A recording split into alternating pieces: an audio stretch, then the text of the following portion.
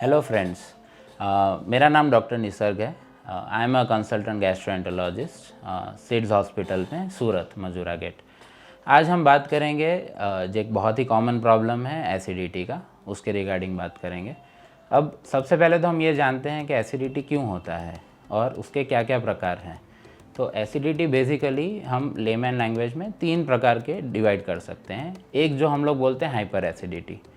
Acid ऐसा है कि जो सबके पेट में होता ही है, किसी के पेट में ज़्यादा होता है, किसी के पेट में कम होता है।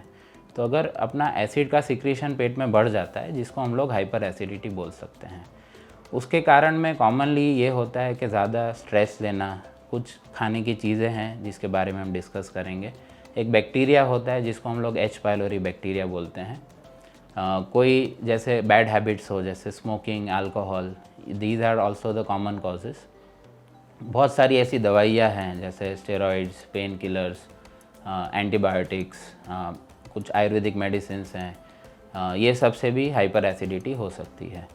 Stress is also a very important factor. मतलब आज का ज़माना ऐसा है कि एवरीबडी इज़ डूइंग, मतलब ज़्यादा स्ट्रेस में रहते हैं because of the job, career, family, exams. बच्चों में भी एसिडिटी अब काफ़ी ज़्यादा पाते हैं। Stress is, according to my practice, around 20% cases is because of stress. दूसरा एक एसिडिटी का प्रकार होता है जिसको हम लोग रिफ्लक्स बोलते हैं। अब रिफ्लक्स में ऐसा है कि पेट में एसिड का लेवल जो है वो नॉर्मल है, बट एसिड ऊपर आता है। So that is basically known as GERD, gastroesophageal reflux disease. This is also very common type of acidity, और उसमें अपना जो फूड पाइप और स्टमक का एक वाल्व होता है वो थोड़ा ढीला हो जाता है, और जिसके कारण ऊपर एसिड आता है। The third kind of acidity is known as functional dyspepsia. Functional dyspepsia मतलब ना वाल ढीला है, ना एसिड की क्वांटिटी ज़्यादा है, पेट में कोई अल्सर वगैरह भी नहीं है, but still the patient feels कि उनको एसिडिटी है। सो एक्चुअली ये साइकोलॉजिकल सिम्टम्स नहीं है, बट कुछ लोगों की सेंसिटिविटी ज़्यादा होती है। मतलब एसिड कम होने के बावजूद भी they are more sensitive towards the acid. तो this is known as functional dyspepsia. अब इसका जो सिम्टम्स जो एसिडिटी के होते हैं वो क्या होते हैं, तो there are cardinal 4 to 5 symptoms. एक होता है कि पेट में जलन, दूसरा होता है कि खाना ऊपर आना, थ्रोट में जलन या छाती में जलन, कभी कभी पेट में दर्द होना, भूख नहीं लगना, उल्टी जैसा लगना या उल्टी हो जाना। These are the common symptoms for acidity. There are some uncommon symptoms for acidity, जैसे कि रिफ्लक्स में एसिड यहाँ तक ऊपर आता है तो तब ज़्यादा खांसी आना, लेटते वक्त प्रॉब्लम होना। These are some uncommon symptoms. इसका डायग्नोसिस कैसे होता है? Normally there are 2 strategies. एक होती है टेस्ट एंड ट्रीट, कि जिसमें अपने को पेशेंट को ऐसे सिम्टम्स होते हैं and it is for short time.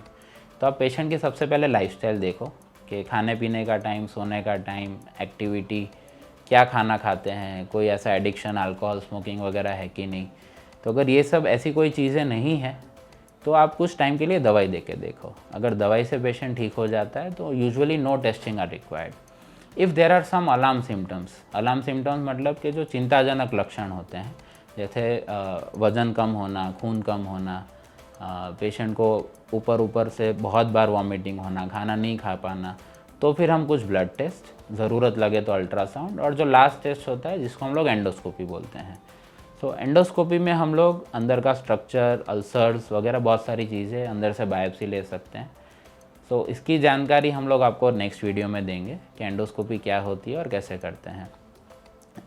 इसका ट्रीटमेंट क्या होता है? Treatment is divided into 3 parts. One is lifestyle, कि जो पेशेंट में हमें लगे कि ये प्रॉब्लम पेशेंट को ज़्यादा परेशान कर रहा है तो हम उसके लिए काउंसलिंग करते हैं। दूसरा होता है डाइट, और तीसरा होता है दवाइयाँ। अब डाइट पे आते हैं, तो what are the common triggers for acidity? So spicy food, मतलब जैसे तीखा खाना, मसाले वाला खाना।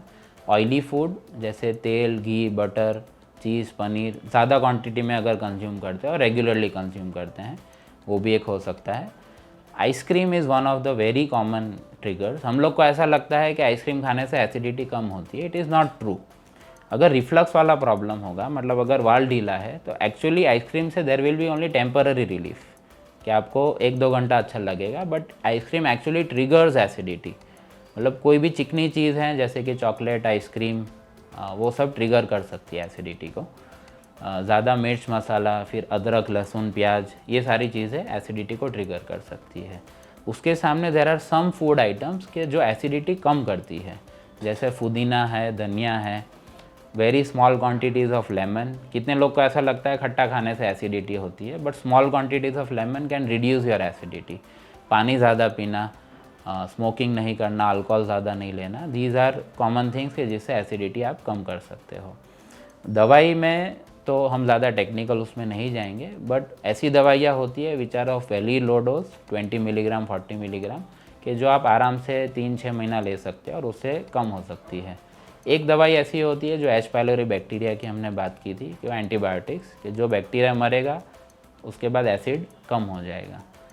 अगर आपको इसके बारे में और डिटेल में जानकारी चाहें तो you are most welcome at our website और एट यूट्यूब चैनल, और we can meet in person at SIDS hospital Surat. तो थैंक यू वेरी मच, और आप कोई भी आपको प्रॉब्लम हो then we can meet again.